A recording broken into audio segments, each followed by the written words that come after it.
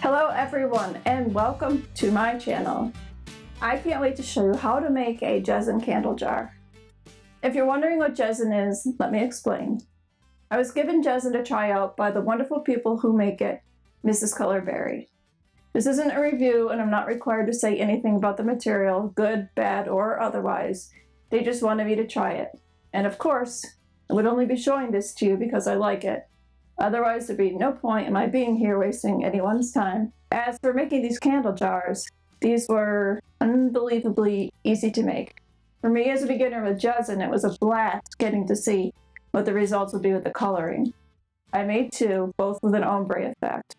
The first one I made was purple and white. The second was black and white. I'll show you the technique for both since they're a little bit different. So hang on in there at the end for the black and white one. So let's talk about Jesin. Jesin is a casting material made from a gypsum acrylic polymer. Many of you may already be familiar with Jesmonite.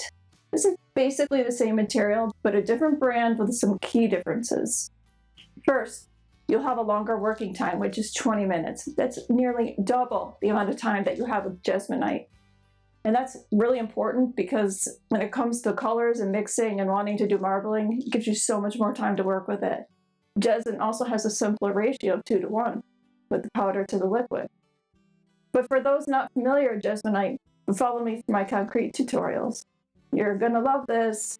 Anything you can make with concrete, you can make with Jesin. It's nearly as strong as concrete, and with a proper sealer, it's food safe. I'll leave a link in the description below the video for all the materials, including where you can buy Jesin in the US.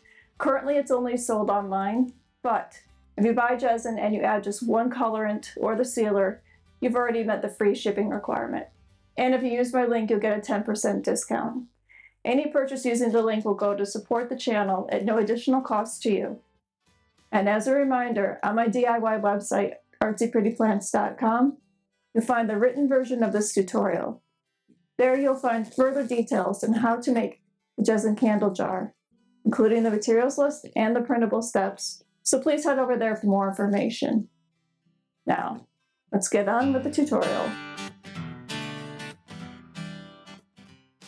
So I've already figured out how much Jesin you'll need for this mold, but the way you get that is start by adding water to your mold and weighing it. Then if you double the weight, that's how much total Jesin you'll need.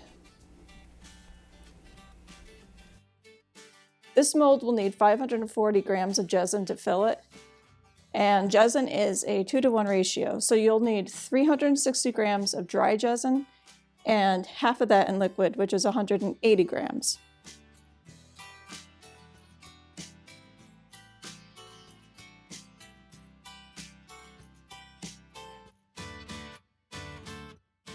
I made the mistake of using a hard plastic-sided container to mix my ingredients.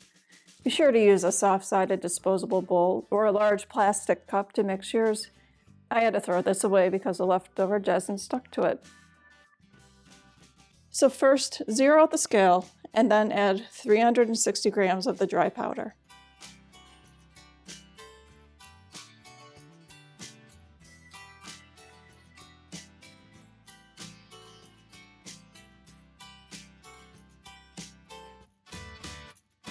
Next, weigh 180 grams of liquid Jesin.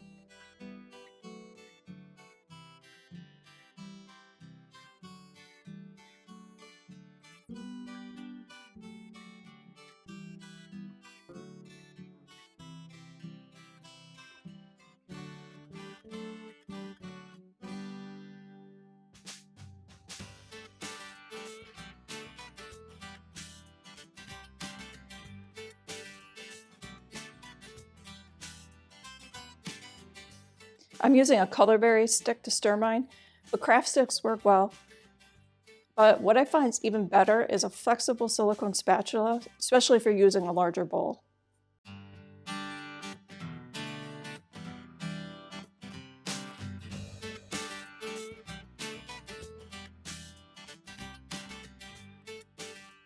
I'm speeding this up, but when you stir, you should stir kind of slowly.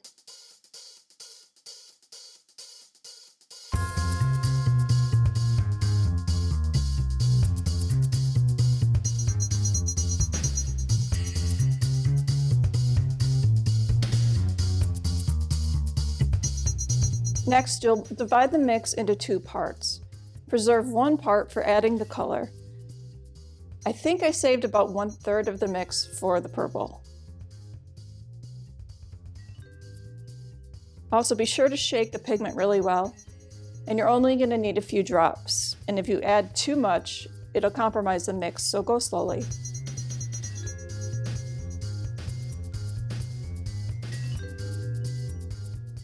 Jesin makes their own colorants called Liquiments, which is what I'm using. Typically, pigments that are formulated specifically for a material will perform best.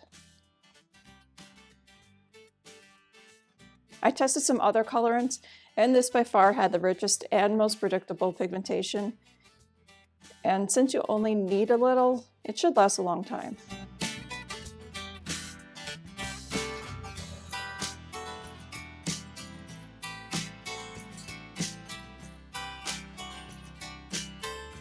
Now, there are multitudes of ways you can get a marbled or an ombre look. I'm still trying to figure out what works best, and this was my first attempt. I may have gotten a little lucky. One benefit I have is that I have a vibrating machine for making concrete crafts. This really allowed the 2 colors to blend and cause that beautiful gradient effect. Otherwise, I'm not sure this technique would have turned out looking as nice.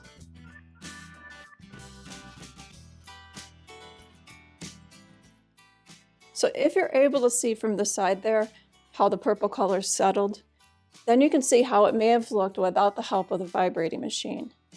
It's a little bit blotchy. And in just a short bit, I'll show you what I did for the black and white candle jar.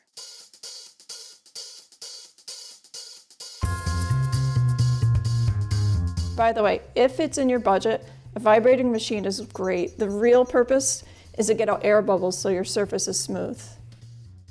If you don't have one, you still need to vibrate this before it cures. But you can shake and tap the mold to release the bubbles so that they rise to the surface.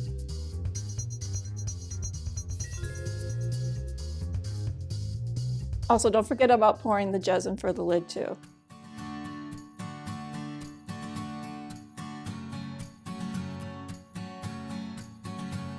Okay, now on to the black and white candle jar. Guys, I have to say I made such a mess. You'll see in a second I was trying to apply gold leaf to the inside of the mold. But for the color, I first added white to the bottom. And I'm just gonna fly through this gold leaf part because I don't want you to do it this way. For the correct technique, please see the link to my concrete candle jar. I have left that in the description below the video. When I added the black, I shouldn't have added it directly to the top of the Jesin. It's lucky this didn't cause a problem. I should have mixed it in with a little bit of Jesin first and then poured it in. This is a better way to add the pigment. Adding a swirl effect will come out nicely and give it more of a marbled look. Just don't stir it too much or it'll turn the whole cup a gray color. And this is a really great thing to do if you don't have a vibrating machine. It'll really help the marbling look come out great.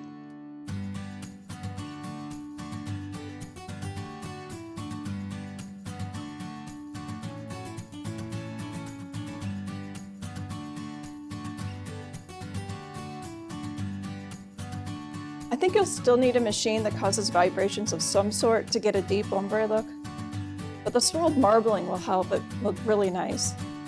But you can also try using a massage gun or an orbital sander without the pad if you still want that ombre look. Now I'm going to zoom in here so you can see how the colors looked before I turned on the machine and what the effect was as the machine vibrated the Jesin. It almost instantly blends those colors. And also, if you're wondering why I have to keep holding this because it's sliding off of the machine, it's because my table wasn't level.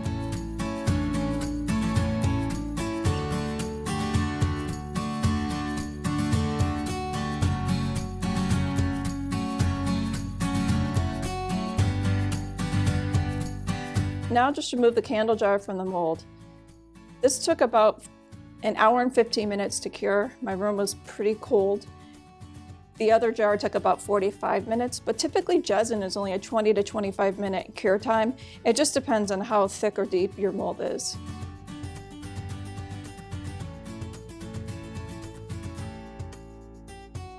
You You can see how vibrating really gave the colors that nice gradient blend.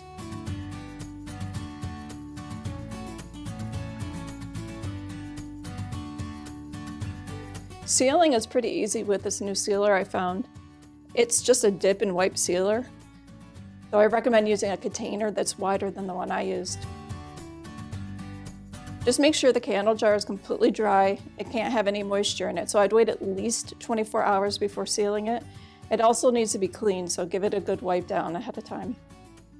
So take the candle jar and just dip it in the sealer, roll it around, and make sure it's completely covered. It should be immersed in the sealer for probably 15 to 30 seconds.